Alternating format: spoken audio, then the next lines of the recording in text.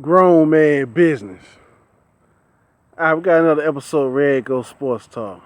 I'm your host, Red Ghost, and I got some notes with me.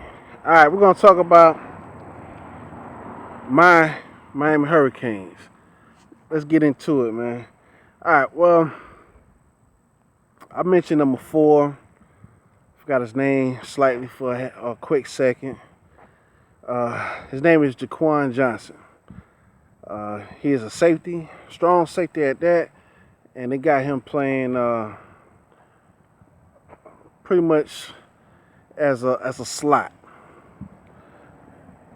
They got a down package that they do on defense, and he plays in the slot. So Jaquan Johnson, he played great against FAMU. He was all over the field. He was hitting. He was laying down the hat on a lot of the guys on offense. Uh, the coaches that got him working with the linebackers today in practice, they want to get him familiar with the position. Like I said, they're going to be doing, he's an important key in the down package, and he pretty much going to be playing in the slot, but he will be lined up with the linebackers as well. So they get him familiar. Don't want to get too confused. Uh, like the play action pass, you could be vulnerable on that type of play if you're in the dime package, if you're in the slot position. But Jaquan Johnson is a natural safety. They're not going to switch him over to linebacker. They just got him playing and working out with the linebackers to get familiar with the position. He's a hard hitter.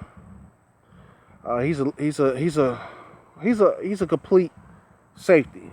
He's just not big enough to be a linebacker, but he is a hard hitter. So if he had the size of a linebacker, they'll have him as a linebacker. But I like what he's doing. They trying to get him familiar and comfortable with the position. But yeah, that down package, it's I like that defense. You could come with a few different schemes with that defense. You could hide the blitz real good in the down package. So that's what they working on him with, because he's gonna be an important piece of that puzzle. But yeah, I like him, man. Jaquan Johnson, number four. I like him, man, because he reminds me of man, who do he reminds me of? I'm not gonna say I'm not gonna say I'm not gonna say a Sean Taylor. He reminds me of a Ed Reed, because he's all over the field. He got great speed, and he will intercept the ball. He did get an interception against FAMU, so he do remind me of Ed Reed. Let's talk about a few injuries for the Miami Hurricanes. Defensive tackle Cortell Jenkins, he had a solid game against FAMU. He had a real good game. He was hitting. He was definitely hitting. He was swarming to the ball. He was getting in on most of the tackles of that game. But late in that game, in the fourth quarter, he limped off the field. So today, which is Tuesday, in practice, they have him riding the bike.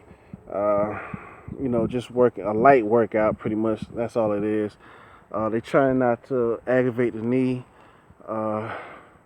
There wasn't no band-aids or anything over his knee, so there was no surgery. That's a good sign.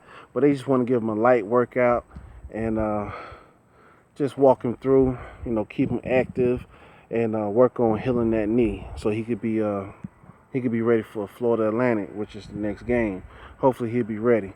But he did ride the bike today. He ride the bike the whole practice. And who else? Another defensive tackle, Anthony Moulton. He had a dislocated shoulder that kept him from playing the opening game against FAMU. So he did practice Tuesday, which is today as well.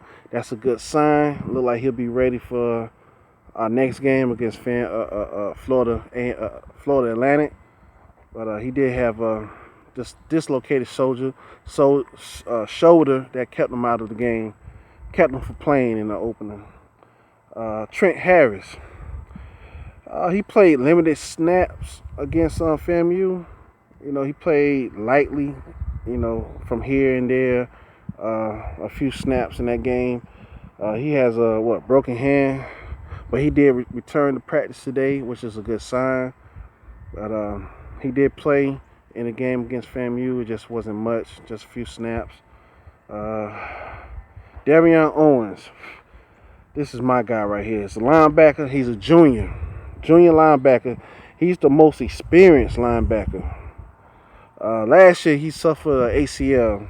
That was last September 11th, and that kept him out for the whole season.